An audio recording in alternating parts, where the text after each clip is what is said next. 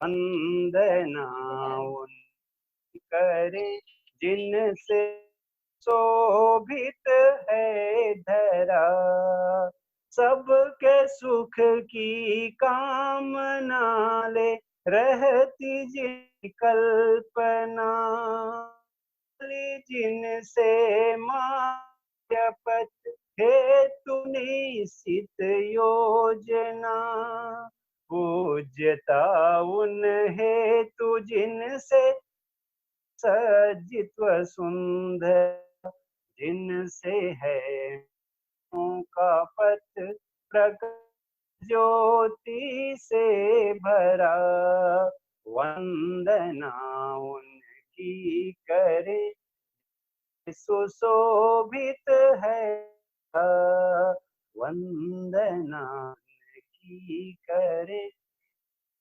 सुशोभित है धरा। सबको नमस्ते। तो आज द्वितीय चरण की दोपहरकालीन सत्र में आप सभी का हार्दिक अभिनंदन है। इसमें नए सदस्य के रूप में हमारे यहाँ जितेंद्र भाई जी और नागपुर से शालिनी दीदी जी और अंगद केवट भाई जी जुड़े हैं। उनका भी और प्रतिदिन जितने भी हमारे जो भाई जी बहन जी जुड़ते थे, इन सब का भी उत्सव पारा के अभिभावक शिक्षक प्रशिक्षण में हार्दिक अभिनंदन है, स्वागत है। तो आज हमारे बीच अंग्रेजी में ग्रामर को लेकर आदरणीय शीला दीदी जी और रायपुर से और प्रधान भाई जी जांजगीर से हमारे बीच उपस्थित है। शीला दीदी जी ग्रामर को लेकर अपनी बात रखेगी और प्रधान भाई जी जो पेडागोजी है इसको लेकर हमारे बीच उपस्थित होंगे। तो शीला दीदी जी के परिचय के रूप में मैं जो थोड़ा सा जितनी मुझे जानकारी है, आदरणीय शीला दीदी जी का बीएससी जूलॉजी में, एमएससी इन्वायरमेंट एंड इकोलॉजी में हुआ है, बीएड है। और दीदी जी ने स्पेशल एजुकेशन बिजनौर स्कूल से शुरुआत की थी। उसके बाद कैम्ब्रिज स्कूल नोएडा में इन्होंने जॉब की और फिर चूंकि बेटियां भी थी, दीदी की 2 बेटियां हैं, वेदा बेटा जी और दूसरा बेटा जी, तो बेटियों को समय देने के लिए उन्होंने जॉब छोड़कर ऑनलाइन स्पोकन इंग्लिश की क्लास 2005 से शुरू की। और दीदी जी का ग्रामर में बहुत जबरदस्त पकड़ है और इसी उसमें CVMS चेतना विकास मूल्य शिक्षा के जितने भी ट्रांसलेशन है, सारा हिंदी से इंग्लिश में करना और इंग्लिश का पूरा ट्रांसलेशन वाला काम, और जो हैप्पीनेस कैरिकुलम दिल्ली में जो लागू किया गया वो उसमें भी दीदी जी का विशेष योगदान रहा। और आप सबके लिए मतलब खुशी की बात यह है कि जीवन विद्या के प्रकाश में जो पहली शादी हुई थी वो आदरणीय शीला दीदी जी और गोपाला भाई जी की ही थी। और जो दीदी जी के श्रीमान जी है गोपाला भाई जी, जिससे आप सब परिचित ही है, और हमको भी 2012 में जब हम अध्ययन कर रहे थे तो भाई जी से समाधानात्मक भौतिकवाद को समझने का अवसर प्राप्त हुआ। ससुराल नोएडा में है और मायका मसूरी में है। तो रहना दीदी का शुरू में दिल्ली में हुआ, लेकिन बच्चों के एजुकेशन के लिए चूंकि शुरू से ही दीदी जी की और बच्चों की मानसिकता थी कि शहरों में नहीं रहना है, तो वो शहर से दूर जाना ही चाहते थे।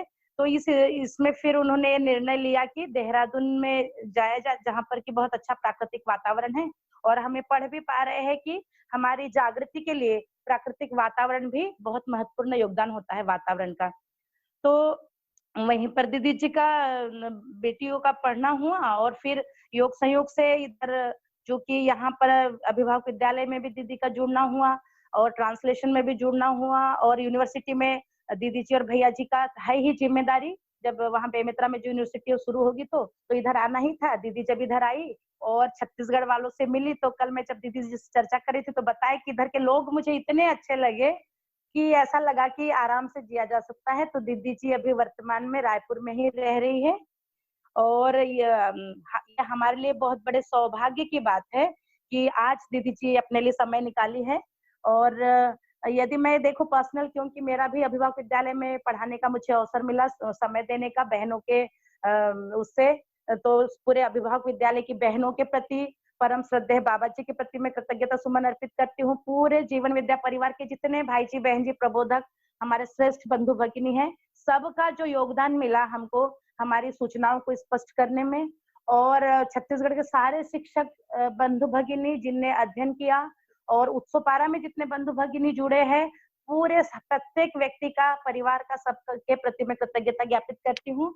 और दीदी जी को यदि मैं देखूं तो इनका जो स्वभाव है इतना सहज और इतना सरल है, और हमेशा एक जिंदा दिली से दीदी जीती है, तो इनकी ये चीज मुझे बहुत पसंद आई।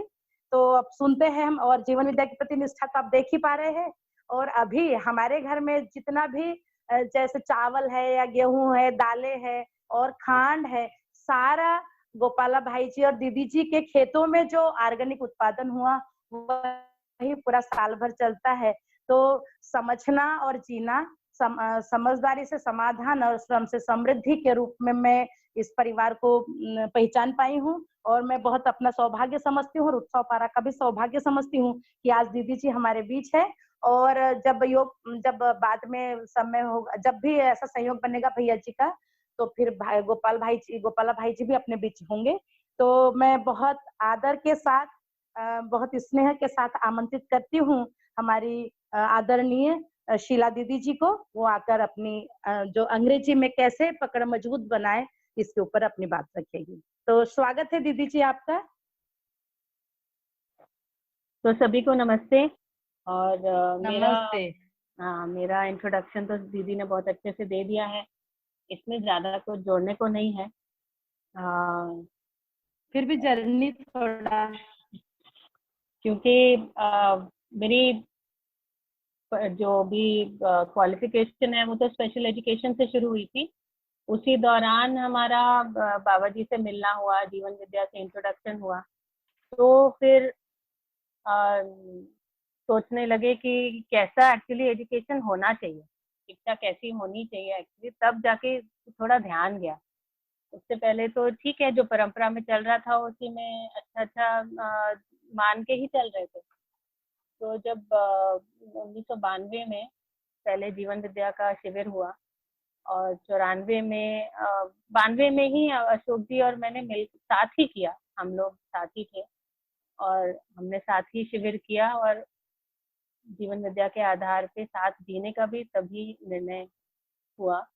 तो 94 तक बाबा जी की सहमति से, बाबा जी के आशीर्वाद से शादी भी हुई, बहुत बढ़िया।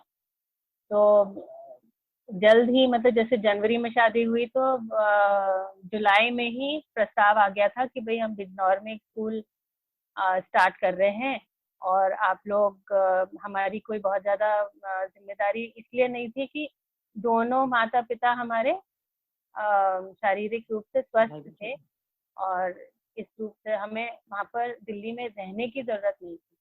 तो क्या हम बिजनौर में अपनी भागीदारी कर सकते हैं, ऐसा उन्होंने प्रस्ताव दिया, और हम भी उसमें लपक लिए, और हमें अपने माता पिता से भी पूरी परमिशन मिल गया था कि बिल्कुल जाइए।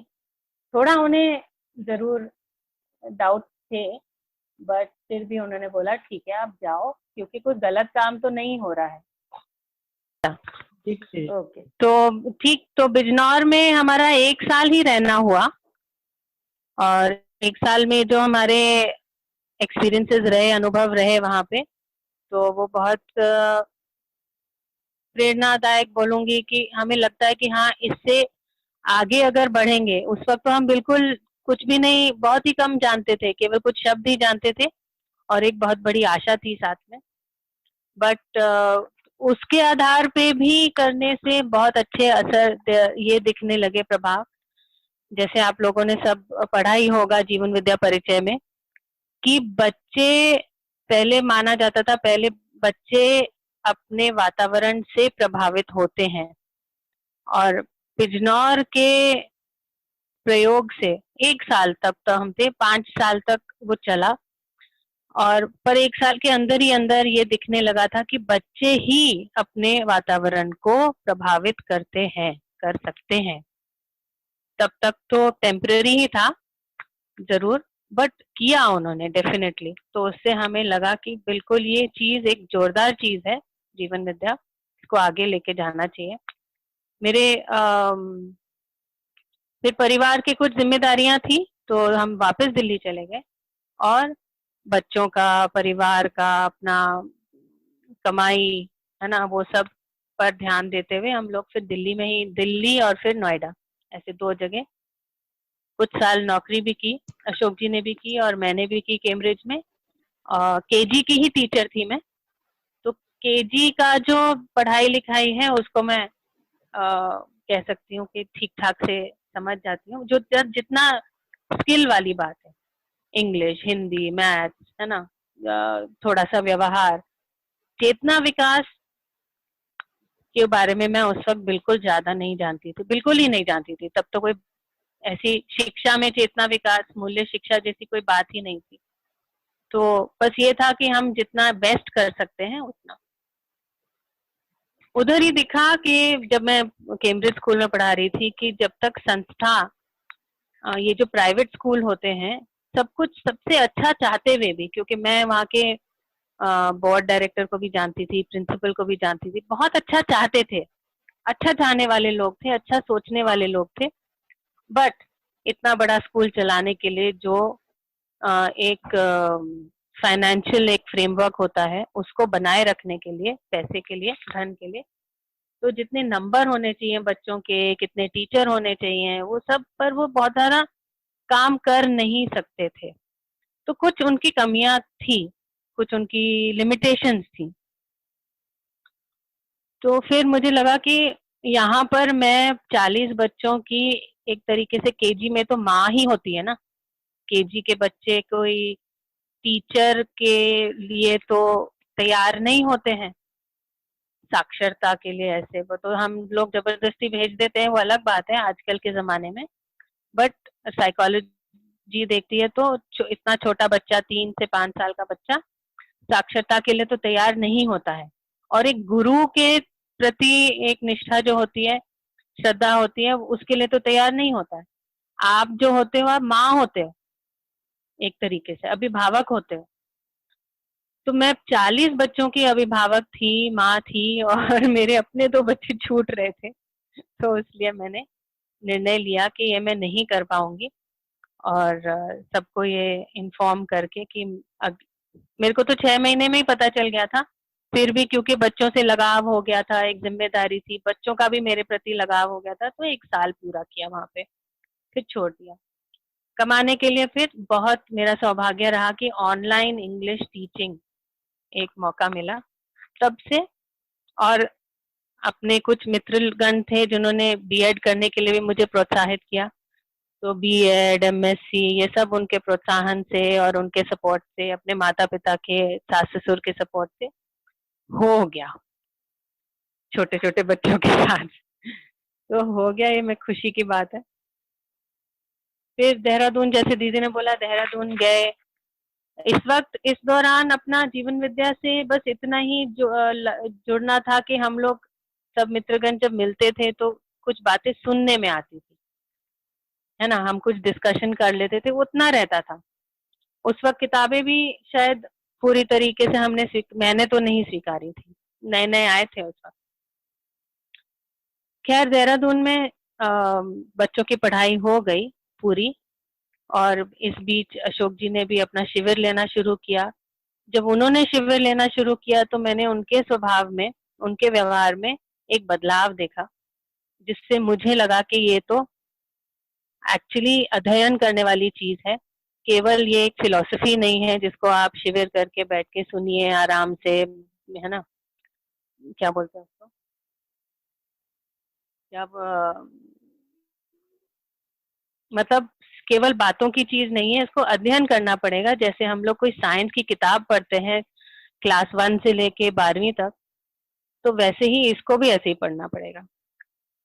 तब अध्ययन से जुड़ना हुआ, और अध्ययन के क्रम में रायपुर आना हुआ, लोगों से मिलना हुआ, और फिर ये मिला हुआ कि बस यहीं पर आके जो यहाँ पर होगा देखा जाएगा। यहीं पर सबसे ज्यादा मेरे को पर्सनली, मुझे और अशोक जी को सबसे ज्यादा अच्छी संभावना दिखी अपने ग्रोथ के लिए, और हमारी भागीदारी के लिए भी मेरे को अपनी जगह यहाँ पर दिखी। इधर आ गए और इंग्लिश आती है, और यहाँ पर इंग्लिश की थोड़ी कमजोरी है, तो मैंने बोला यार इंग्लिश तो मैं पढ़ा ही दूंगी। तो कोई बुरा काम नहीं है। और मेरे को चेतना, तब तक चेतना विकास मूल्य शिक्षा एग्जैक्टली क्या चीज है मुझे नहीं समझ में आ रही थी। मैंने यही सोचा था कि अभिभावक विद्यालय के साथ रह के जो बहनें कर रही हैं उसको अच्छे से समझा जाए। अभी भी मैं उसे समझने के क्रम में हूँ। तो मैं जब उधर जाती भी हूँ इंग्लिश पढ़ाने के लिए, तो इस मकसद से, एक इस मानसिकता से जाती हूँ कि मैं चेतना विकास को ज्यादा से ज्यादा समझूं, और जो मुझे आता है इंग्लिश बोलना और इंग्लिश को समझना, उतना मैं वहां दे आऊं। तो ये एक पूरकता और अपनी उपयोगिता दिखती है, इस रूप में अभी तक चल रहा है। ठीक दीदी, ये मेरा आज अभी तक की जर्नी। बहुत बढ़िया दीदी जी। हाँ, तो बस इंग्लिश के अर्थ में, क्योंकि अभिभावक विद्यालय प्राइमरी स्कूल है, तो जैसे आपने बोला कि मेरी बहुत अच्छी पकड़ है ग्रामर में, मैं भी जानती हूँ मेरी बहुत अच्छी पकड़ नहीं है, बट क्लास 8 क्लास 10 तक की पकड़ ठीक ठाक है ना। तो उतना तो मैं डेफिनेटली संप्रेषित कर सकती हूँ, बता सकती हूँ, सिखा भी सकती हूँ जी। तो ये मेरा तो दूसरी बात मुझे ये भी कहनी थी बहुत विनम्रता से कि मैं कोई मार्गदर्शन नहीं कर सकती हूँ, मैं शेयर कर सकती हूँ आज तक मैंने जो किया है। जी बिल्कुल, स्वागत है दीदी। आप शब्दों में मत जाइए, भावों को पकड़िए। भावों को ही पकड़ रही हूँ, बिल्कुल बिल्कुल, है ना। बट कोई क्या है ना, शब्द के साथ भी एक भाव जाता है, तो वो भी ना हो, है ना। जितना मैंने किया है। जी, हमने आपको भैया जी को अपने ज्येष्ठ बंधु भगिनी के रूप में स्वीकारे हैं, जो हमने देख पाए हैं। ये बहुत बढ़िया, ये बहुत बढ़िया है ना।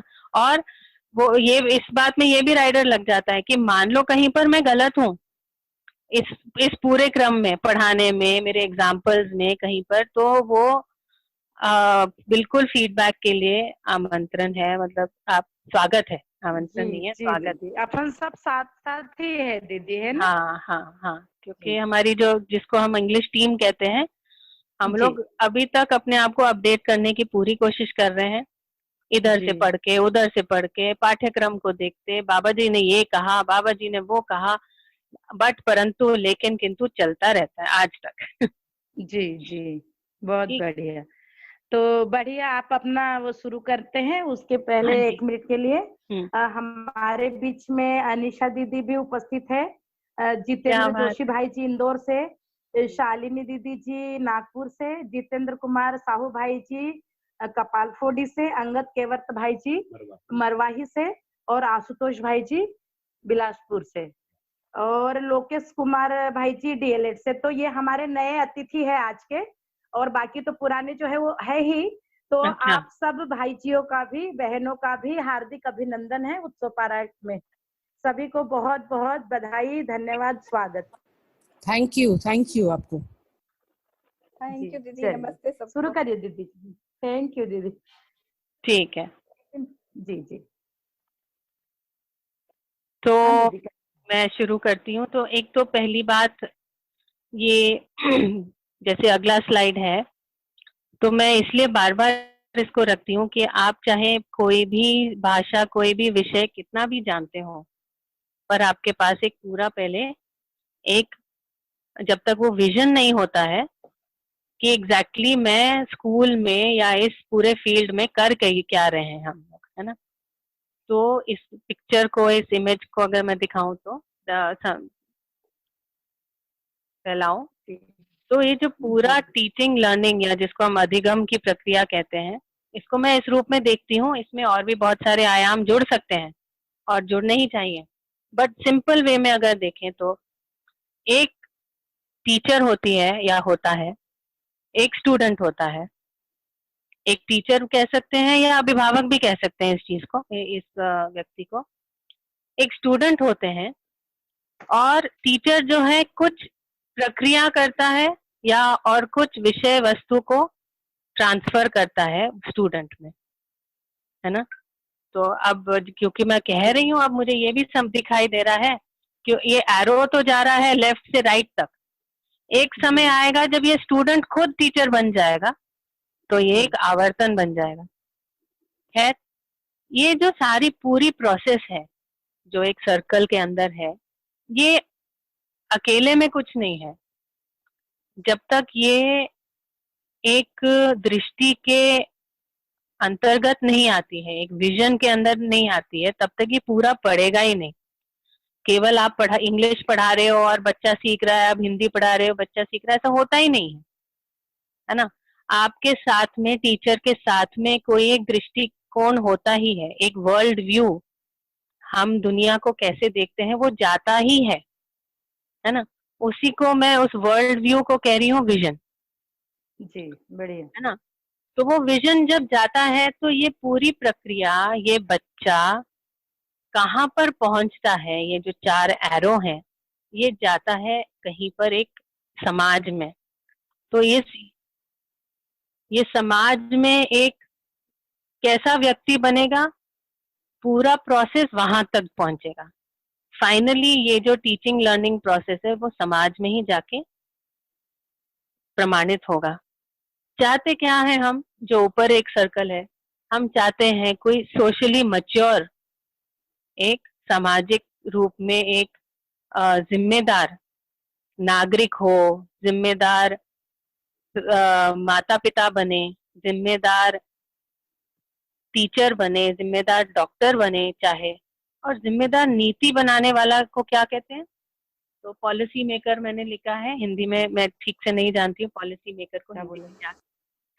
नीति निर्माता करने वाले ना, नीति निर्माता। हाँ जी, नीति निर्धारक। नीति निर्धारक, हाँ बिल्कुल।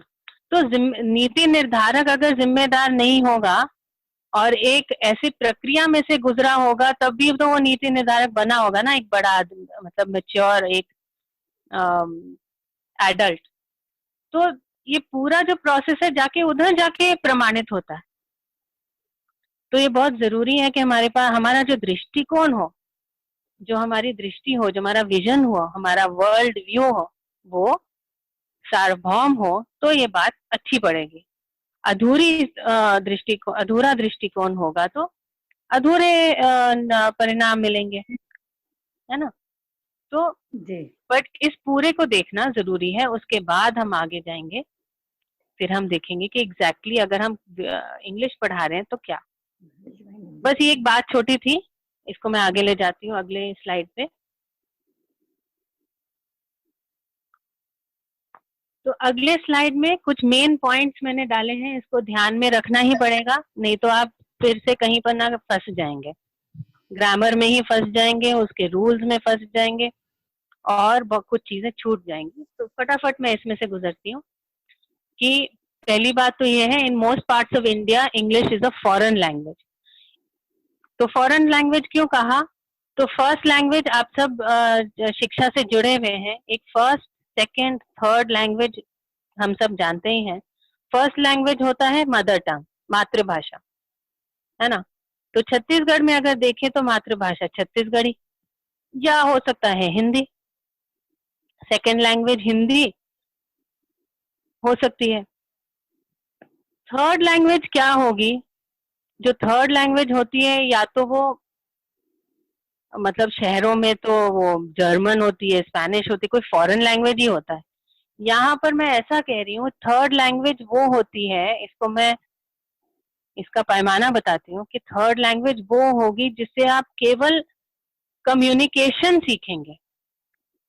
आप इसमें बहुत सारे साहित्य पढ़ेंगे और उसकी गहराई में जाएंगे, उसके ग्रामर में जाएंगे, बहुत गहराई में नहीं जाएंगे। ये केवल आपके कम्युनिकेशन के लिए, बोल चाल, मतलब टीवी पे कुछ देख लिया तो समझ गए, बस स्टॉप पे देख लिया कुछ लिखा हुआ तो समझ गए, ऐसे, है ना। बहुत ज्यादा गहराई में नहीं आप जाओगे, उसके साहित्य में शायद ही जाओगे। तो अगर इंग्लिश को देखें तो यही है उसकी भूमिका हमारे छत्तीसगढ़ में या बंगाल में देख लीजिए, महाराष्ट्र में देख लीजिए। तो इंग्लिश अगर हम इसको फॉरेन लैंग्वेज मान लें तो बहुत गलत नहीं होगा। ऐसा मेरा मानना है, इसको और डिस्कस कर सकते हैं। दूसरा पॉइंट है कि अपना जो नेशनल करिकुलम फ्रेमवर्क है वो क्या रिकमेंड करता है कि ऐसे भाषा के लिए एक तो ये है कि वो फैमिली और स्कूल के बीच का जो कनेक्शन है उसको मेंटेन करें। ये तो पूरी शिक्षा के लिए है। कोई भी ऐसा वस्तु ना ऐसी बात ना हो जो कि फैमिली एंड स्कूल के कनेक्शन को तोड़े, ये मेंटेन रहना चाहिए। दूसरी बात, बायलिंगुअल अप्रोच होना चाहिए। आप अगर इंग्लिश भी करा रहे हैं तो साथ में उसकी जो मातृभाषा है वो उसकी पूरी छूट मिले। टीचर भी दो भाषा में क्लासरूम में बोले, समझने का काम उसके अपनी भाषा में होना चाहिए। इंग्लिश जो है वो एक तरीके से फॉर्मल भाषा मानी जाएगी, इसको सीखना है आगे जाके किसी पढ़ाई के लिए या किसी काम के लिए, बट समझने का काम उसकी अपनी भाषा में होगा। इसलिए बायलिंगुअल, बाय मानी दो।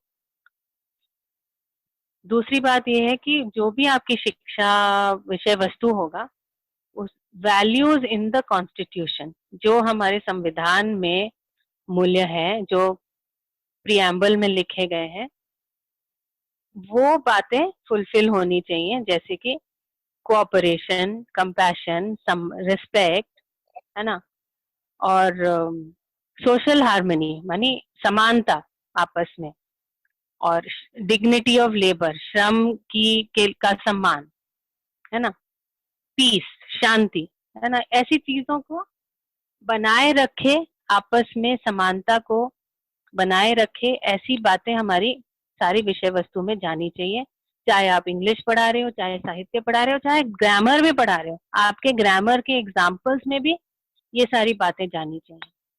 आपकी जो किताब में, पुस्तक में जो फोटो है, जो ड्राइंग्स हैं, उनमें भी ऐसी कहीं से भी भाव नहीं जाना चाहिए कि जो भारतीय संस्कृति है वो ही तुच्छ है और दूसरी संस्कृति ज्यादा अच्छी है, या गांव के लोग तुच्छ हैं, या है ना कम है। ये कम ज्यादा वाली बात कहीं से भी नहीं जानी चाहिए। ये वैल्यूज इन द कॉन्स्टिट्यूशन।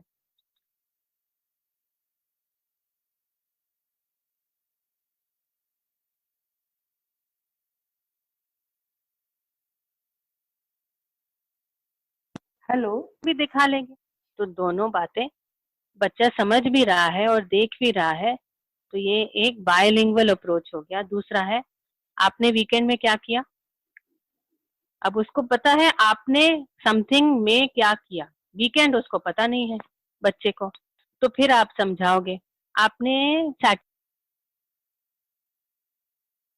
क्या किया। हाँ, तो ऐसे दो एग्जाम्पल दिए बायलिंगुअल अप्रोच के, ये होना जरूरी है। इंग्लिश पढ़ाते हुए सुपीरियोरिटी इंफीरियोरिटी का जो कॉम्प्लेक्स है, विशेषता और हीन भावना, ये वाली कोई बात नहीं होनी चाहिए। ये एक भाषा है, आपको सीखनी है, इससे आप और लोगों के साथ अपनी बात को शेयर कर पाएंगे। ये बात बार बार रखनी होती है। अनजाने में हमारे देश में, क्योंकि मैं इंग्लिश जानता हूँ इसलिए एक विशेषता वाली बात आ ही जाती है।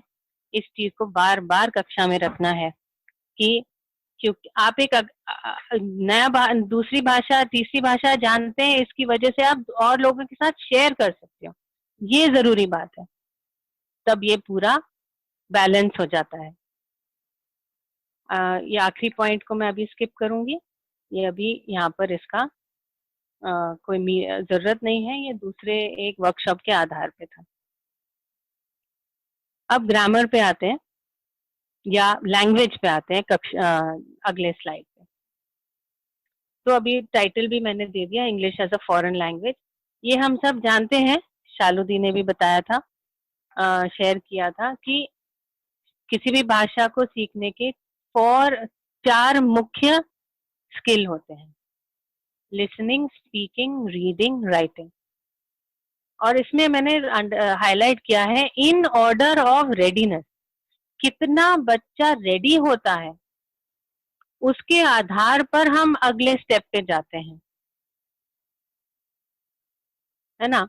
तो अगर उसने उसको लिसनिंग आ गई है, सुनकर समझ रहा है, तो वो अच्छे से बोल पाएगा। अगर उसको सुनकर ही समझ में नहीं आ रहा है तो वो क्या बोलेगा? तो वो बोलने के लिए, स्पीकिंग के लिए रेडी ही नहीं है ना। और यदि उसने स्पीकिंग कर लिया तो वो रीडिंग के लिए रेडी है, रीडिंग कर लिया तो वो राइटिंग के लिए रेडी है। तो ये इन ऑर्डर ऑफ रेडीनेस की बात है, ना कि ये 4 अलग अलग स्किल्स हैं। तो इस रूप में अगर देखेंगे तो हम ध्यान रखेंगे कि प्री प्राइमरी में हम बहुत सारा बोलकर बच्चे को सुनाएं, पोएम सुनाएं, पढ़ के स्टोरी सुनाएं, अपने घर के किस्से सुनाएं, है ना, बहुत सारी चीजें सुनाएं। और जैसे इंस्ट्रक्शंस देते हैं, आज मैंने इंस्ट्रक्शंस के लिए वर्ड ढूंढ रही थी तो एक वर्ड, क्योंकि इंस्ट्रक्शन जो है आदेश नहीं है बच्चे के लिए। जैसे हम कहते हैं चलो हाथ धोने चलते हैं या चलो हम बाहर खेलने चलते हैं, ये आदेश तो नहीं है, एक अनुदेश, एक शब्द मिला। यदि आप में से कोई इसको कोई अच्छा शब्द मेरे को दे सकते हैं इंस्ट्रक्शन के लिए तो स्वागत है। तो ये सारे इंस्ट्रक्शंस भी इंग्लिश में दिए जाएं तो वो बच्चा उससे सीख रहा होता है। Come, let's wash our hands, let's make a line, let's go out and play, right, what are you eating, है ना, आप क्या खा रहे हो, आप क्या पी रहे हो, और व्हाट आर यू डूइंग, ये सब अगर हम करते हैं तब भी बच्चा सुन ही रहा है और बहुत कुछ सीख रहा होता है। अगर हम लैंग्वेज डेवलपमेंट, बच्चे की ब्रेन का डेवलपमेंट देखें ना लैंग्वेज के अनुसार, तो ये समय है प्री प्राइमरी, क्योंकि वो बहुत कुछ सीख रहा होता है, आप अनुमान नहीं लगा सकते। तो या आप शायद लगा भी सकते हैं अगर आप देखेंगे, जब बच्चा किसी पड़ोसी के घर जाता है और वहां पर जो भी भाषा होती है, चाहे बंगाली हो, चाहे उड़िया हो, चाहे छत्तीसगढ़ी हो, वहां पर बहुत जल्दी सीख जाते हैं, है ना। तो इंग्लिश भी वो वैसे ही सीखेंगे, सुन सुन के। तो इस पहला पॉइंट है इसमें, English speaking comes easily after listening to it. बोलना तब आसान होता है जब हम सुन चुके होते हैं खूब सारा। Writing comes easier after learning reading. अगर आपने रीडिंग सीख लिया है ना, तो आप राइटिंग भी बहुत अच्छे से इजीली आप उसके लिए रेडी हो, इसलिए ये रेडीनेस का क्रम। आगे बढ़ते हैं। एक और आयाम है जो हमने स्पेशल एजुकेशन में सबसे पहले सीखा था, क्योंकि वहाँ मेंटली चैलेंज बच्चे होते हैं और बहुत ही ध्यान से उनको पढ़ाना होता है और एक एक चीज का ध्यान रखना होता है, आप एक भी पॉइंट को स्किप नहीं कर सकते। हमारे जो अपने नॉर्मल बच्चे हैं उनके साथ अगर आपने कोई क्रम छूट भी जाता है ना, तो वो कहीं ना कहीं से पिकअप कर लेते हैं। स्पेशल बच्चों के साथ ऐसा नहीं है, आपको हर एक चीज बताना ही होता है। तो इस पेज पे दिखाना चाहती थी मैं कि हमारे दिमाग में या हमारे जहन में लैंग्वेज के 2 भाग हैं या 2 प्रकार हैं। तो पहला है जो लाइट पिंक या लाइट ऑरेंज में है, रिसेप्टिव लैंग्वेज, जिसको हम ग्रहण करते हैं, वो शब्द जिन्हें हम समझ सकते हैं, those words that we can understand, ठीक है।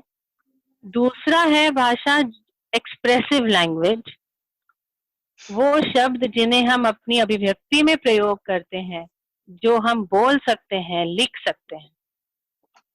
तो आप अपनी ही भाषा में, हिंदी में ही बताइए, किसका भंडार ज्यादा बड़ा है, जो हम समझते हैं या जो हम बोलते हैं, कौन सा भंडार ज्यादा बड़ा है? तो जाहिर है कि जो हम समझ सकते हैं, रिसेप्टिव लैंग्वेज, वो बहुत ज्यादा शब्द होते हैं, और जो हम बोलते हैं, लिखते हैं, वो थोड़े से ही होते हैं। तो इसलिए जरूरी है कि अगर हम अपने बच्चों का चाहते हैं कि वो अच्छे से बोले, अच्छे से लिखे, तो उनके जो रिसेप्टिव लैंग्वेज का भंडार है वो बहुत सारा हो, वो दुगुना तिगुना भी हो सकता है ना। और दूसरी बात ये है कि जितना रिसेप्टिव लैंग्वेज में होता है, जब वो मैं इसको एक पात्र के रूप में देखती हूँ, जब वो भर जाता है तो ओवरफ्लो होकर फिर एक्सप्रेसिव लैंग्वेज में जाता है, इसलिए मैंने ऐसा एक एरो बनाया।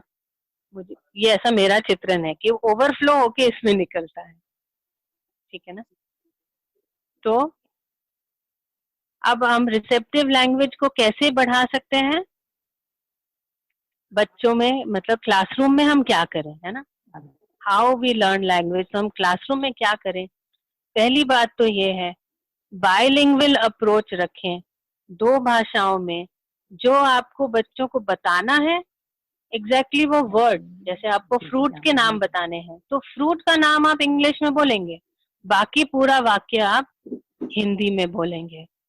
क्या आपने आज मैंगो खाया, तो मैंगो शब्द आपने इंग्लिश में बोला, बाकी सब हिंदी में बोला। तो समझ तो रहा है वो कि ये ना कुछ खाने की बात तो कह रही हैं और पता नहीं क्या कह रही हैं। फिर आप उनको पिक्चर भी दिखाएंगे, तो क्या आप आज आपने मैंगो खाया, या आज आपने मिल्क पिया, तो मिल्क का फोटो दिखाएंगे। या आप कह भी सकते हैं मैंगो मानी आम, आपने आम खाया, या आप कहेंगे मिल्क मानी दूध, क्या आपने दूध पिया। ऐसे आप बायलिंगुअल अप्रोच रखेंगे तो बच्चा आराम से सीख पाएगा।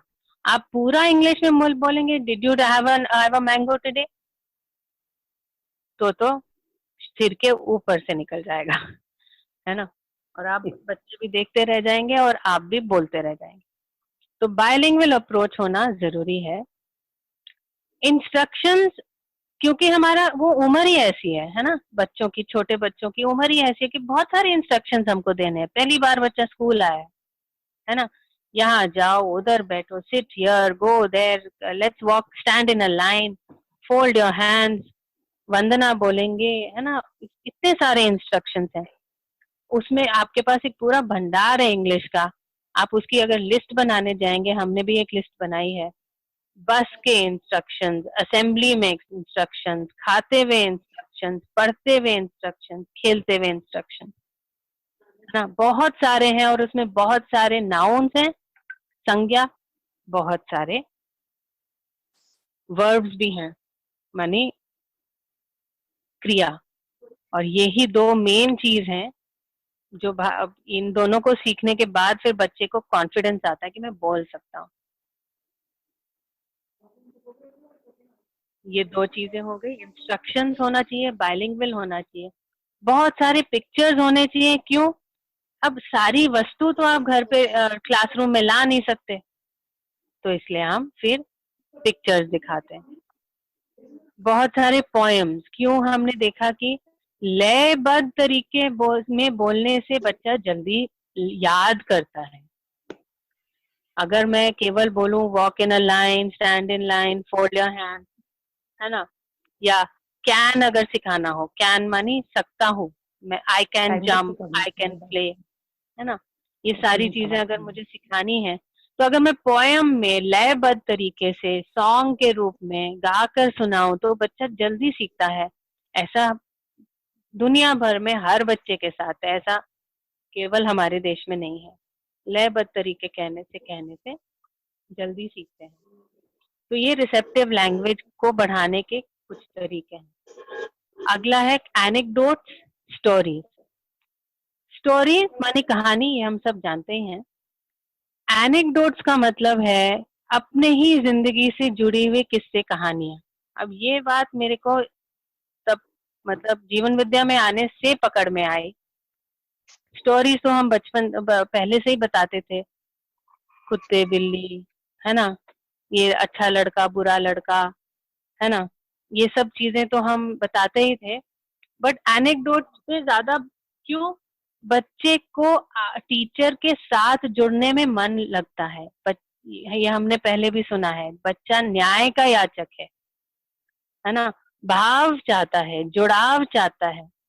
तो अगर हम लोमड़ी और मगरमच्छ की कहानी सुनाएंगे तो ज्यादा जुड़ाव होगा, या मैं बताऊं कि देखो मेरी ना एक बेटी है, वो दृष्टा है, वो ऐसे करती थी, वो ऐसा करती थी जब वो छोटी थी, तब ज्यादा जुड़ाव होगा। तो मुझे लगता है मेरे ही जीने से जुड़ के अगर मैं किससे कहानियां सुनाऊं तो ज्यादा जुड़ाव होता है। बाद में बच्चा पूछता भी है, अध्यापिका जी वो दृष्टा दीदी ने क्या किया था, वो वाली कहानी दोबारा सुना। ऐसा मेरे साथ कमल बेटा जी के साथ हुआ था एक बार, जब हम छोटी में थे, तो वो वाली कहानी सुना, वो वेदा दीदी जी वाली कहानी सुना। तो डेफिनेटली अपने जिंदगी से जुड़े हुए कहानियां ज्यादा, और इसमें हमारे पास साथ कुछ जोर भी नहीं लगता है कि हमें बहुत कुछ सोचना पड़ेगा। इतने सारी कहानियां हमारे अंदर घर में अपनी ही जिंदगी से जुड़ी हुई। लास्ट पॉइंट है फ्लैश कार्ड। तो फ्लैश कार्ड बहुत जल्दी बन जाती हैं, अगर खुद भी बनानी हो बाजार में भी मिलती हैं। चार्ट पेपर या कोई मोटा कागज जो शादी का कार्ड होता है, उसमें आपको जो शब्द सिखाना हो, चाहे वो प्राइमरी का छोटी क्लास का हो, क्लास 1 का चाहे क्लास 5 का हो, है ना, कोई ऐसा शब्द जो आप बच्चों को सिखाना चाहते हो जल्दी, तो उसके आप फ्लैश कार्ड बना सकते हैं। फ्लैश कार्ड मानिए वो केवल एक कार्ड होता है, उसके ऊपर वो शब्द लिखा होता है, और ऐसे ही 2-3 कार्ड्स होते हैं। आप बच्चे के सामने बार एक किताब वर्ड उठाते हो, फिर उनको थोड़ा उसमें हिंट बता सकते हो। जैसे फॉर एग्जाम्पल मान लो एक वर्ड आपको सिखाना हो, लैंग्वेज ही सिखाना हो, है ना। अब ये तो बहुत बड़ा वर्ड है, LANGUA, स्पेलिंग सीखनी भी मुश्किल है। तो आपने फ्लैश कार्ड बनाया, बच्चों को दिखाया, अब देखो LANG, लैंग, क्या बन गया ये, लैंग। ये कौन शेयर कर रहे हैं, हाँ कौन है ये, अनीशा दीदी होंगी। बिल्कुल, ये फ्लैश कार्ड हैं। तो इनको दिखाया, और बच्चा फोटो भी देख रहा है, लेटर भी देख रहा है, वर्ड भी पढ़ रहा है, और वो पूरा सब कुछ एक साथ उसमें रजिस्टर हो रहा है। तो फ्लैश कार्ड दिखाना एक बहुत अच्छा तरीका है बच्चों की वोकैबुलरी को भी बढ़ाना और रीडिंग को भी बढ़ाना। थैंक यू जिसने भी जोड़ा।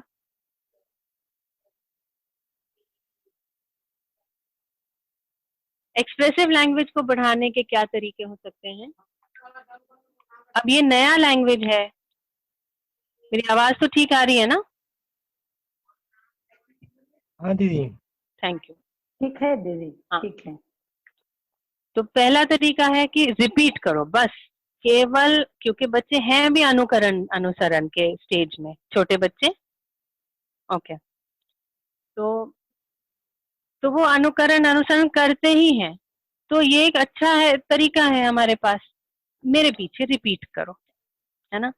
अगर मैं आप एडल्ट को भी जब मैं पढ़ाती हूँ ऑनलाइन, तब भी मैं उनको कहती हूँ कि देखो आप एक नया लैंग्वेज सीख रहे हो, आप सोचो कि आप एक बच्चे ही हो और आप मेरे पीछे पीछे बोलो, और वो मान जाते हैं और वो सीख भी जाते हैं, है ना।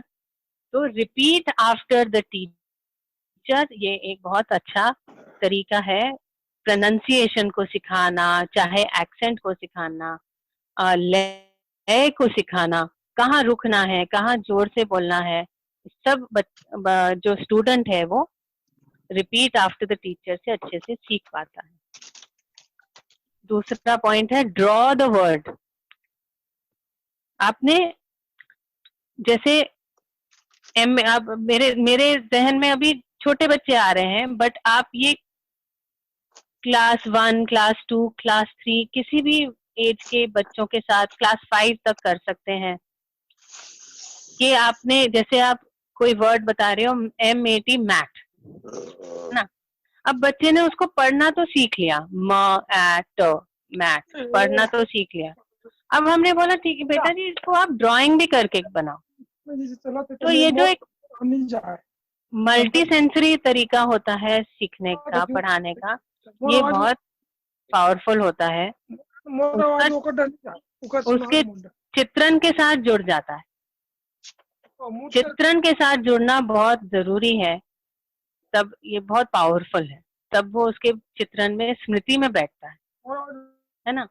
तो चाहे वो सिंपल सी ड्राइंग हो, है ना, चाहे ज्यादा कलरफुल हो स्केचिंग के साथ, वो उसकी योग्यता के आधार पे है, but draw the word is very important, है ना। इसी के साथ और भी जुड़ा हुआ है, चाहे आपने ड्राइंग बनवा दी, आर्ट की टीचर ने ड्राइंग बनवा दी, ड्राइंग का टाइटल देना, ड्राइंग को लेबल करना, है ना, ड्राइंग में अपना नाम लिख लेना, ड्राइंग में डेट लिख लेना। तो ड्राइंग अपनी जगह है, राइटिंग उसके साथ जुड़ा ही है, ये दोनों साथ साथ चलते हैं, तभी ये जाके उनके चित्रण में बैठता है। चित्रण को टैप करना बहुत जरूरी है किसी भी लैंग्वेज को सिखाने के लिए। जैसे मैंने मैथ भी कह दिया, अगर बच्चे ने सीख लिया MAT मैथ, बट उसको दरी की चित्रण नहीं आ रही है, तो फिर वो सीखने के बराबर ही हो गया। अगर THIN थिन पढ़ लिया क्योंकि उसको पता है ये साउंड ऐसे हैं, बट उसको पतला जो है वो पतलेपन का चित्रण नहीं हो रहा। पतली पेंसिल, पतला पेड़, पतला आदमी, पतला बच्चा, है ना, पतली बुक। अगर थिन को पढ़ के ऐसा कोई चित्रण नहीं बन रहा है तो फिर वो किसी काम का नहीं है। तो draw the word is very important. आखिरी है मैंने जो बनाया है, मेक सेंटेंसेस। जब आपको चित्रण आ गया है तो आप उसके आसपास एक कहानी बना सकते हो। I have a mat, the mat is blue, है ना। चित्रण आ गया तो उसके साथ एक कहानी बन गई, एक सेंटेंस बन गया, है ना। तो मेक सेंटेंस ये लास्ट स्टेप है इसका। और भी एक्टिविटीज होंगी डेफिनेटली। इसको इस रूप में देखना है, रिसेप्टिव को हम एक्सप्रेसिव बना रहे हैं, क्या तरीके बन सकते हैं। और जब हम किसी टेक्स्ट बुक को देखते हैं, किसी पाठ्य पुस्तक को देखते हैं, तो हमें पहचान में आ जाता है कि उसके जो उसके पीछे जो अभ्यास बने हुए हैं, हर पाठ के पीछे जो अभ्यास बने हुए हैं वो कौन से स्किल को एड्रेस कर रहे हैं। क्या वो रिसेप्टिव को बढ़ा रहे हैं, क्या वो स्पीकिंग को बढ़ा रहे हैं, क्या वो एक्सप्रेसिव को बढ़ा रहे हैं, है ना। हम तब उस पाठ्य पुस्तक को भी अच्छे से अप्रिशिएट कर पाते हैं कि वो वहां पर कितने लोगों ने कितनी मेहनत की है एक एक स्किल को बच्चों में स्थापित करने के लिए। अगला है व्हाट टू टीच। हमारे पास समय है ना गौरी दी? हाँ दीदी, और कितना है आपके पास? वो प्रधान सर भी अपने साथ है तो 10 मिनट उनको भी सुनना ठीक है ना। तो आपका और कितनी देर का है तो उसको वैसा वो कर बताती लेंगे। हूँ, फिर थोड़ा देखो। 10 मिनट फीडबैक हो जाएगा। ठीक है, मैं सीधा प्रधान फिर सर सुन रहे अगर हैं ना? नहीं, 1 मिनट में देख ले, प्रधान सर जुड़े हैं ना? हाँ ठीक है ना दीदी, ठीक बताइए। है, तो मैं ऐसा करती हूँ, देखो मोस्टली तो यहाँ पर लिखा हुआ है, लिखे हुए को मैं पढ़ती नहीं हूँ। जो मेरे पास एग्जाम्पल्स हाँ हैं वो मैं उस पे चलती हूँ। जैसे व्हाट जी। टू टीच है, ये तो आप पढ़ ही सकते हैं। नाउन्स पढ़ाने हैं, वर्ब्स पढ़ाने हैं, फ्रेजेस पढ़ाने हैं, और फनेटिक्स बहुत जरूरी है। तो फनेटिक्स के लिए मैं आगे है जो अभ्यास, नहीं ये थोड़ा ज्यादा हो जाएगा। जो अभ्यास मैंने कक्षा में कराए हैं स्पोकन इंग्लिश में, मैं उस पे चलती हूँ, है ना। ये है स्लाइड जी। नंबर 8 आई थिंक इससे, हाँ यस, है ना। तो स्पोकन इंग्लिश को एक मैंने दिखाया यहाँ पर, उसको चेन कॉन्वर्सेशन है। ये हम समझ रहे हैं कि लिसनिंग और स्पीकिंग दोनों साथ में चलेंगे तो बच्चा बोलना सीखे। तो चेन कॉन्वर्सेशन में क्या है कि सबसे पहले टीचर बताती है ना। एग्जाम्पल दिया है मैंने, व्हेन इज योर बर्थडे। मान लो मेरे को व्हेन सिखाना है ना, व्हेन माने कब, ये मुझे सिखाना है। तो मेरे सामने 3 स्टूडेंट हैं, मैंने बच्चे को पहले समझा दिया व्हेन इज योर बर्थडे माने आपका बर्थडे कब है, और बोर्ड पे भी लिख दिया, और बोर्ड पे लिख दिया माय बर्थडे इज ऑन, ये भी लिख दिया, है ना। तो अब मैंने पहले ए से पूछा, बेटा जी व्हेन इज योर बर्थडे, तो वो कोशिश करके बोलेगा, जो सबसे स्मार्ट बच्चा है जिसको बहुत अच्छे से आता है उससे पूछेगा, बोलेगा माय बर्थडे इज ऑन कुछ डेट। अब बेटा जी आप जो है अगले बच्चे से पूछो, तो वो बोलेगा भाई जी व्हेन इज योर बर्थडे। वो भाई जी जो स्टूडेंट बी हैं वो स्टूडेंट ए को जवाब देंगे my birthday is on 5th March, example. फिर स्टूडेंट बी जो है वो सी से पूछेगा और सी जवाब देगा। इस दौरान जब ये पूरा हो चुका, आप ये सोचिए सी वाले बेटा जी ने कितनी बार सुना व्हेन इज योर बर्थडे, कितनी बार सुना? एक बार टीचर का, एक बार स्टूडेंट ए का और एक बार स्टूडेंट बी का। 3 बार सुना उसने व्हेन इज योर बर्थडे, तब उसकी बारी आई। तो इस ऐसे चेन कॉन्वर्सेशन में लिसनिंग रिपीटेडली हो रही है और स्पीकिंग भी रिपीटेडली हो रही है। तो ये एक बहुत अच्छा तरीका है। और बच्चे फिर एक दूसरे से आंख से आंख मिला के बोलते हैं, तो उनको पता चलता है अच्छा हाँ ये तो बातचीत की चीज है, ये वेन है जो बस एक वोकैबुलरी नहीं है जो मेरे को रटनी है, ये कॉन्वर्सेशन की चीज है, कम्युनिकेशन की चीज है। ऐसा मैंने कक्षा में देखा है, बच्चों की आंखों में चमक आते हुए जब वो एक दूसरे से के आसपास मतलब एक दूसरे का चेहरा देखते हुए वो बोलते हैं ना, तब वो एक एक एनर्जी आती है उनमें। तो ये एक एग्जाम्पल है। दूसरा एग्जाम्पल स्लाइड नंबर 9। तो इसमें मैंने 2 फोटो डाली हैं, एक मेरे क्लासरूम का ही है, आप पता नहीं आपको ठीक से दिखेगा कि नहीं। मैं एक्शन वर्ड्स कराना चाह रही थी, वर्ब। तो एक गेम है डमशराद। इसमें एक बच्चा एक्टिंग करता है, बाकी सब उसको गेस करते हैं कि क्या एक्टिंग कर रहा है। तो जब खेल रहे होते हैं तो बच्चा हिंदी में ही बोलते हैं, फिर हम बोलते हैं नहीं इंग्लिश में बोलो, तो फिर वो टूटी फूटी इंग्लिश में बोलते हैं।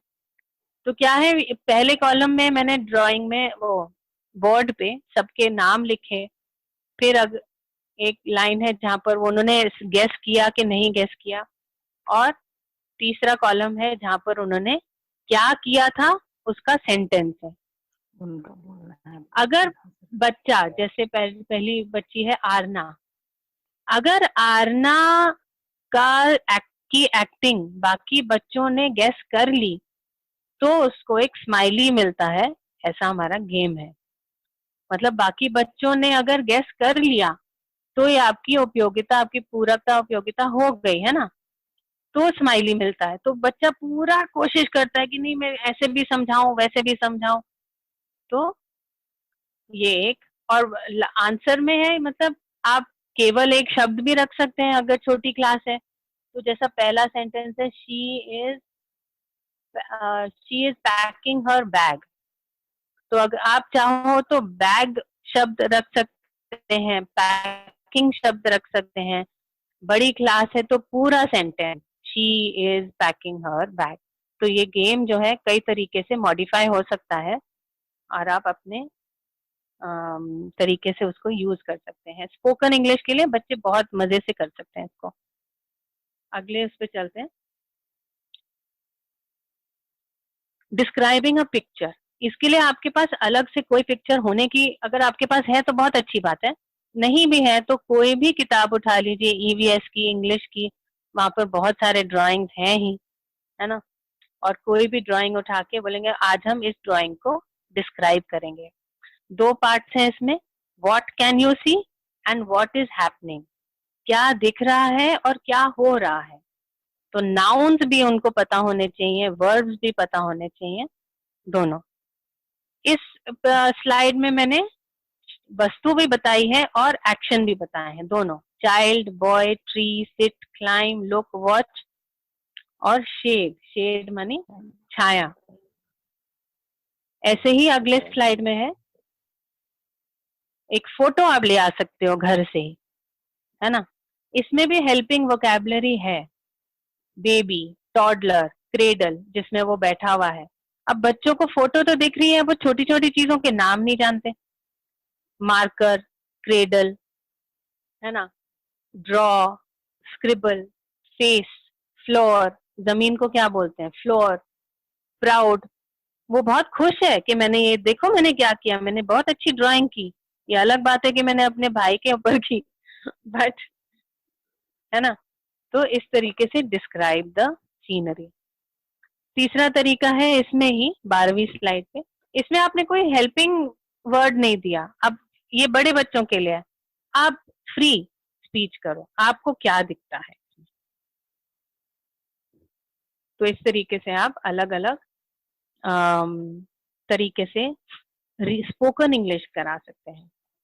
बहुत बढ़िया दीदी जी, है ना। तो फोनिक्स तो दीदी फिर हम कभी और कर सकते हैं वैसे ही। हाँ हाँ दीदी, अपना हाँ। अगला सेशन तो है ना आपका 16 तारीख को तय है ना, ठीक है, तभी कर लेंगे। अल्टरनेट संडे है ना, तो आगे फिर अपन तब कंटिन्यू कर लेंगे, है ना।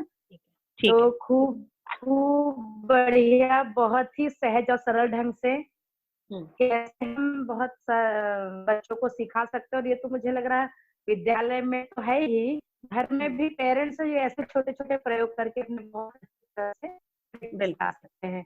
बिल्कुल। बहुत ही सुंदर और छोटे छोटे से जो आपने उदाहरण दिए, तो हम सब लोगों को भी बहुत ही अच्छा लगा सुनेंगे। तो अभी जितने भाई जी बहन जी सुन रहे थे, तो थोड़ा फीडबैक की ओर चलते हैं, और सब लोग स्वयं स्फूर्त विधि से यदि कोई जिज्ञासा हो, कुछ प्रश्न पूछना हो, तो वो भी आप दीदी जी से पूछ सकते हैं। और साथ ही जहाँ ध्यान गया तो वो बात भी शेयर कर सकते हैं। तो चलिए पहले फीडबैक के लिए कौन भाई जी आ रहे हैं? अपना नाम। हाँ और प्रणाम दीदी जी, मैं हाँ बताइए। नमस्ते दीदी।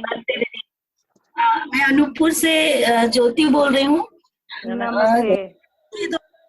दमशराज और पिक्चर डिस्क्राइब के द्वारा कैसे बच्चों को इंग्लिश सिखाई जाए, मुझे बहुत अच्छा लगा। और दीदी जी मैं ये जानना चाहती हूँ कि बच्चों को, जो छोटे बच्चे हैं, उनको पढ़ना कैसे सिखाया जाए इंग्लिश। हाँ बिल्कुल, वो दीदी पर नेक्स्ट सेशन में है।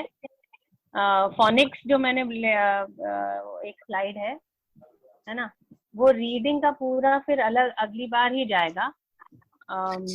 देखिए फोनिक्स बहुत जरूरी है। फोनिक्स में लेटर का साउंड, क्योंकि इंग्लिश में लेटर का नाम अलग है और साउंड अलग है, तो इसलिए फोनिक्स कराना बहुत जरूरी है। हिंदी में नाम और साउंड दोनों सेम है, न का नाम भी न है और साउंड भी न है। ये कुछ रखना तो वही जैसे मैं आज बता रही थी, तो जैसे अब CH चा भी होता है, CH कई बार जगह का भी पढ़ते हैं, तो बच्चे कंफ्यूज हो जाते हैं कि मम्मी यहाँ हम इसको CH को का पढ़े कि चा पढ़े हैं। इसलिए जी बिल्कुल, इसलिए ना अगर आप शिक्षा विधि प्रक्रिया में से गुजरते हैं तो अधिकतर ऐसा होता है कि सब CH को तो हम च ही बोलेंगे, सिखाएंगे शुरू में, और शब्द भी ऐसे ही आएंगे जिसमें CH च ही बोलता है ना। बट तो बच्चे को आदत पड़ जाती है कि CH को च बोलना है। आगे जाके फिर कहीं पर उसका एक एक्सेप्शन जिसको बोलते हैं, फिर हम बोलेंगे बेटा जी हाँ बट कभी कभी ना ऐसा भी होता है, स्वीकार लो, ऐसा इंग्लिश है ना, इंग्लिश में ऐसा ही होता है। हाँ, तो जब हम शिक्षा प्रक्रिया में से गुजरते हैं तो सिंपल टू कॉम्प्लेक्स जाते हैं, रूल से स्टार्ट करते हैं, और इंग्लिश में तो बहुत सारे एक्सेप्शंस हैं, तो फेमस है एक्सेप्शंस के लिए, उसके तो एक्सेप्शंस के भी एक्सेप्शंस है। तो बड़ा मुश्किल है इंग्लिश के लिए, इसलिए हाँ पहले रूल के साथ चलें, जब रूल की आदत पड़ जाए अच्छे से फिर एक्सेप्शंस को फेस किया जाए। बहुत बढ़िया, बहुत अच्छा लगा, बहुत बढ़िया, बहुत अच्छा। चलिए अगली फीडबैक के लिए। Hello, thank you so much. हाँ नमस्ते सभी को।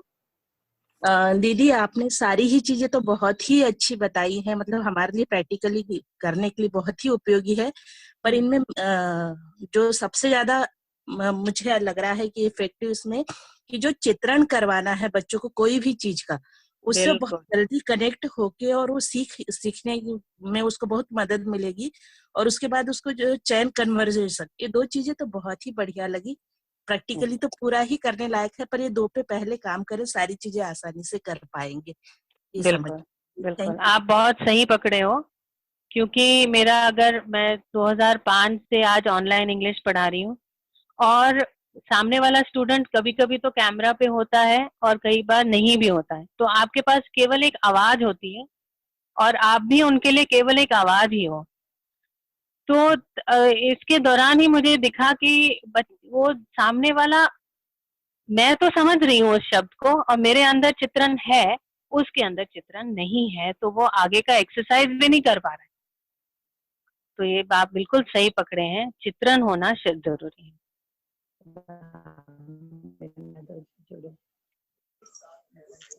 हेलो, सभी को नमस्ते, प्रणाम। नमस्ते बेटा जी, नमस्ते। हाँ, बड़ी मम्मी जी, इसमें जो दीदी जी बताई ना, वो आज इतना अच्छा लग रहा है सुन के कि इंग्लिश को किस किस तरह से बच्चे को पढ़ा सकते हैं। पहले रिस्पेक्टिव लैंग्वेज जिसको समझ के बच्चे पढ़ सकते हैं, और एक्सप्रेसिव लैंग्वेज जिसको शब्द के द्वारा कैसे अभिव्यक्त करते हैं उसके द्वारा। तो छोटे छोटे इंस्ट्रक्शन द्वारा बस, जैसे बस में बच्चे जा रहे हैं पढ़ते हुए, खेलते हुए और खाना खा रहे हैं, तो छोटे छोटे से इंग्लिश का शब्द का प्रयोग करके इसको बच्चे को सिखा सकते हैं। और ये फ्लैश कार्ड बताई है, उसके द्वारा भी इतने सारे ऑप्शन देखे ना। और जो ये वाला चेन कन्वर्सेशन का है ना, वो बहुत अच्छा लगा बड़ी मम्मी जी की ना। एक बच्चा तो ज्यादा होशियार है, वो झट से सीख जाएगा, फिर वो मध्यम बच्चे को सिखाएगा, बोलना सिखाएगा, और फिर उससे जो कम है उसको सिखाएगा। सारे बच्चे मतलब एक समान हो ही जाएंगे, समझ जाएंगे सारे बच्चे। बहुत अच्छा लग रहा है। और जो डम्प चैरड बोल रही है ना दीदी जी, कि बोर्ड में कुछ ऐसा शब्द लिखते हैं, फिर उसको एक्टिंग के द्वारा दूसरे बच्चों को सिखाना है, ये एकदम नया सीखी, बहुत अच्छा लग रहा है ये बड़ी मम्मी जी, ये तरीका सिखाने का। हाँ, बहुत बढ़िया। आप हमारी गीतेश्वरी बेटा जी बेमित्रा से बोल रही थी, और इसके पहले ललिता बहन जी बैतूल से। तो जो लोग भी पूछ रहे हैं फीडबैक के रूप में, तो थोड़ा अपना प्लेस और नाम जरूर बताएं, आप कहाँ से। अरे हाँ, चलिए अगले फीडबैक के लिए चलते हैं। एक चीज मेरे को कहनी है, क्योंकि ये डमशराज फिर गलत गेम ना बन जाए। क्या है वो सेंटेंस मैंने नहीं लिखा जी। वो बच्चे ने सोचा कि उसको क्या एक्टिंग करनी है। बच्चा खुद सोचता है कि उसको क्या एक्टिंग करनी है ना। और जब वो एक्टिंग कर रहा होता है तब मैं भी गेस कर रही होती हूँ कि वो क्या कर रहा है, मुझे भी खुद नहीं पता है। फिर अगर नहीं समझ पाते हैं, उनकी एक्टिंग अभी बच्चों को अभी ठीक से नहीं आती, तो फिर मैं कहती हूँ बेटा मेरे कान में बता दो आप क्या करना चाह रहे हो, है ना। फिर थोड़ा फिर गाइड कर देती हूँ कि ऐसी एक्टिंग करो। तो एक्चुअली ये सेंटेंस मैंने नहीं लिखा है। और दूसरा ये था, अगर बच्चा नहीं सोच पाता है तो फिर उनकी ही कोई किताब उठाइए, उनमें से कोई फोटो दिखाइए, आप इस फोटो की एक्टिंग करिए। तो बहुत सारे रिसोर्सेज हमारे पास हैं क्लासरूम में, उनको यूज कर लीजिए। लैंग्वेज है, इससे एक क्या कहा जाए कि एक पिंड छूटा कि हमारे लिए जो हमारे मूल भाषा, जैसे हमारा मातृभाषा जैसे फिलहाल देखा जाए छत्तीसगढ़ी है और हिंदी है, और जो कन्वर्सेशन के लिए और भाषा पढ़ने के लिए जो इंग्लिश चाहिए, तो उसके लिए हम सहयोगी होंगे कि इसको अगर सीखेंगे तो अनिवार्य नहीं है, लेकिन यदि कुछ करना चाहते हैं तो ये हमारे लिए बहुत उपलब्धि है। बहुत अच्छा लगा ये उद्देश्य जान के। और इसमें बच्चे के मन में ये मानसिकता नहीं रहेगा कि बहुत बड़ी परेशानी का कारण है, ऐसा नहीं। और बच्चे जो है सहज स्वीकार करेंगे। और ये आपका जो तरीका है बहुत अच्छा है दीदी, क्योंकि बहुत बढ़िया, बहुत बढ़िया भाई जी, सुरेश भाई जी, बहुत बढ़िया। इसमें मैं ये बात बोलूंगी, ये बात मुझे कहाँ से मिली। मैं सिद्ध मसूरी में एक संस्था थी है सिद्ध, तो ये बात मुझे जब उनके साथ काम किया, वो भी शिक्षा के फील्ड में ही काम करते हैं, पवन गुप्ता जी और अनुराधा दीदी, वो इस बात को बहुत अच्छे से कहते थे कि अंग्रेजी सीखनी एक चीज है, अंग्रेजियत अलग चीज है।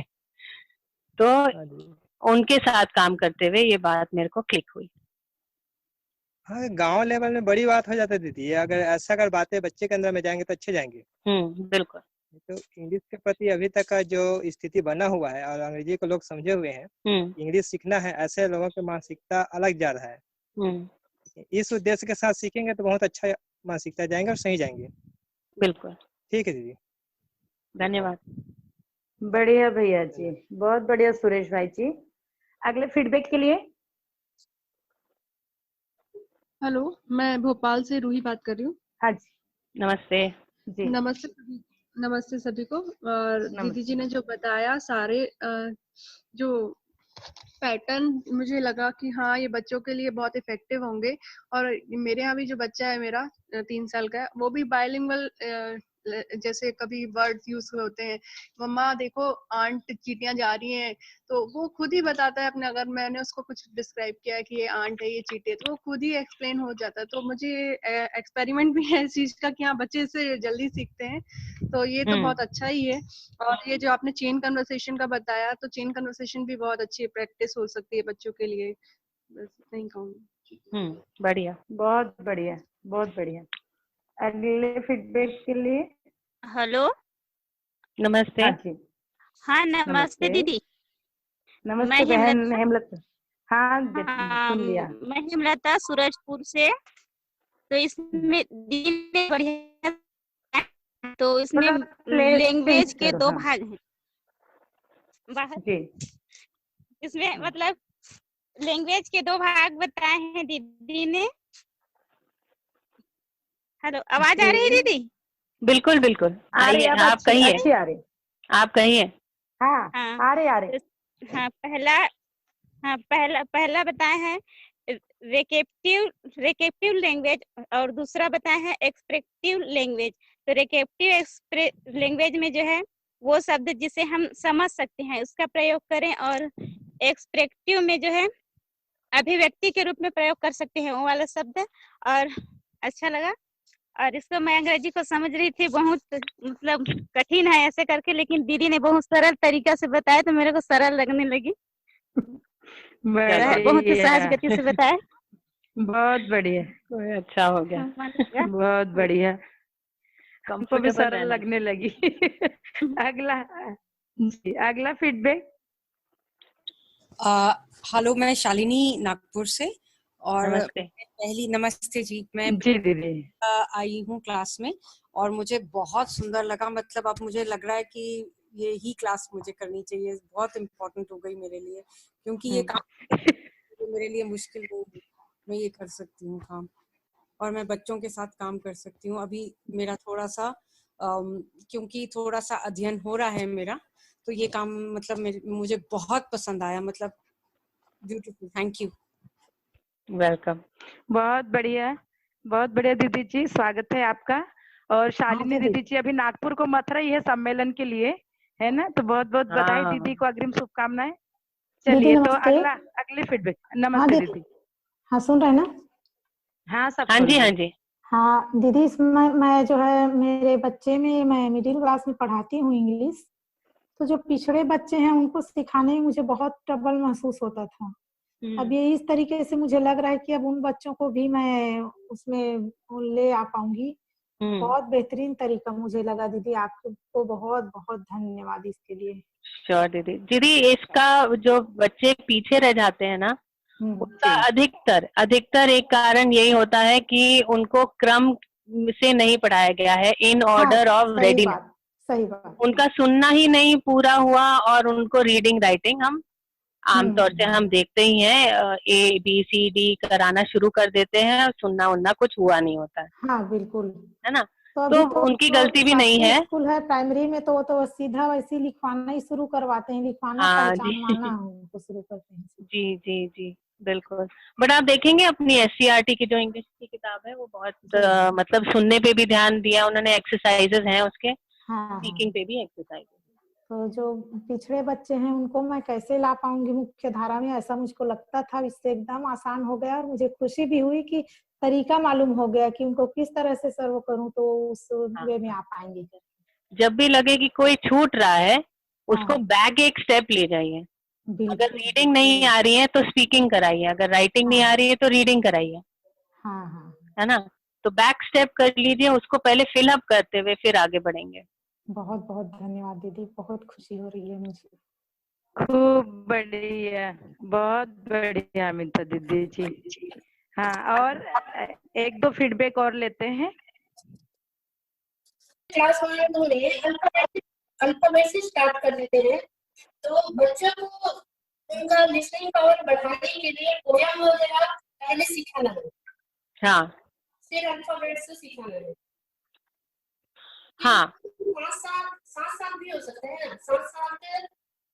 बिल्कुल, गाने तो हमेशा ही अच्छे लगते हैं, उसमें तो कोई प्रॉब्लम नहीं है ना, वो तो कंटिन्यू चलेगा। अल्फाबेट में भी आपको एक अल्फाबेट का सॉन्ग है ना, अल्फाबेट। अरे बाप शीला रे। दीदी जी सुना दीजिए, इंग्लिश सॉन्ग के बिना अधूरा रह जाएगा। नहीं क्या है, फोनिक्स का सॉन्ग है दीदी, अगली बार सुनाऊंगी तब गला वाला साफ सूफ करके आऊंगी। अच्छा चलिए ठीक है, दीदी मान इसमें गए स्टोरी आपकी बात वगैरह को। भी ले सकते हैं, पहले बच्चे क्या सुन सके स्टोरी वगैरह भी। बिल्कुल बिल्कुल, मैं स्टोरी के लिए यही कह रही थी। आप स्टोरी सुना रहे हैं, आप हिंदी में सुना रहे हैं, छत्तीसगढ़ी में सुना रहे हैं, बीच बीच में आप कुछ कुछ शब्द इंग्लिश के बोलते जा रहे हैं, है ना, छोड़ते जा रहे हैं। Bilingual approach. अगर आपको इंग्लिश सिखानी है, अगर आप केवल आप हिंदी सिखा रहे हैं तो आप हिंदी में स्टोरी सुनाइए, बट अगर आप इंग्लिश की क्लास ले रहे हैं, है ना, टाइम इंग्लिश का है, तो आप हिंदी में पूरा वाक्य रचना बनाइए और केवल कोई कोई शब्द बीच में इंग्लिश में बोल डालिए। अच्छा, तो पोयम को भी ऐसा ही करना है? पोयम का जैसे नहीं नहीं नहीं नहीं, पोयम तो पूरी इंग्लिश होगी, वो तो गाना ही है। वैसे देखिए, आपके हाथ में है, आपकी कला आपकी कला, आप चाय मिक्स कर लो, क्या है। अच्छा, सही है ना, ऐसा कुछ नहीं है। बच्चे को मजा आना चाहिए, बच्चे को आपके साथ लगाव होना चाहिए, है ना, और बच्चे के चित्रण में जाना चाहिए, बात चित्रण की है। अभी 3-4 माह से ऐसा प्रयोग की थी, तो आसपास की वस्तुओं को लेकर की थी, चीजों को लेकर, तो उसके बाद ना अंतिम करती थी वो लोग। ऐसी जो अच्छे बच्चे होते हैं वो पढ़ रहे थे, मतलब अपना क्लास 2 का, हाँ, वो बच्चे पढ़ पा रहे थे और समझ भी पा रहे थे, तो ये देख बहुत बढ़िया, बहुत बढ़िया। आप फोनिक्स पे ध्यान देंगे तो पढ़ना बहुत इजी हो जाएगा। अच्छा, ठीक है। हेलो, बहुत बढ़िया दीदी जी। धमतरी से थी यज्ञेश्वरी दीदी जी। लास्ट फीडबैक लेते हैं ये, और फिर उसके बाद हम लोग करेंगे। तो हाँ बताइए, तो और एक फीडबैक भाई जी। हाँ, मैं जसपुर छत्तीसगढ़ से बोल रहा हूँ, आशुतोष।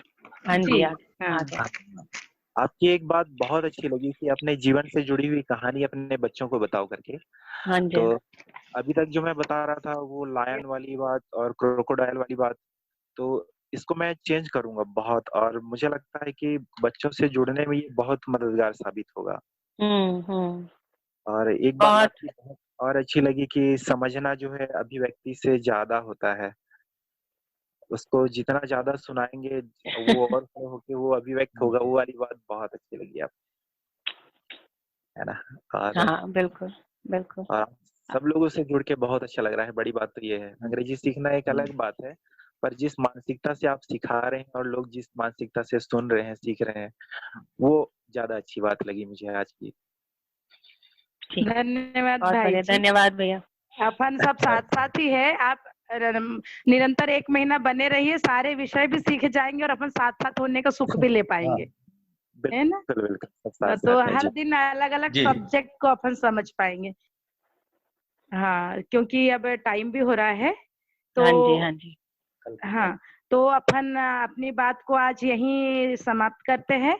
और पुनः आज जो भी भाई जी बहन जी हमारे साथ जुड़े, उन सब लोगों का भी बहुत बहुत स्वागत है। और शीला दीदी जी ने जो इतने सहज और सरल ढंग से इंग्लिश को कैसे हम बच्चों की पकड़ बना सकते हैं, तो ये पूरा एक क्रम भी बताया। तो बहुत बहुत धन्यवाद शीला दीदी जी को कि आपने अपना अमूल्य समय दिया और इतने सहज सरल ढंग से इंग्लिश को कैसे सिखा सकते हैं ये बताया। तो सभी को बहुत बहुत धन्यवाद, सबका बहुत हार्दिक अभिनंदन है।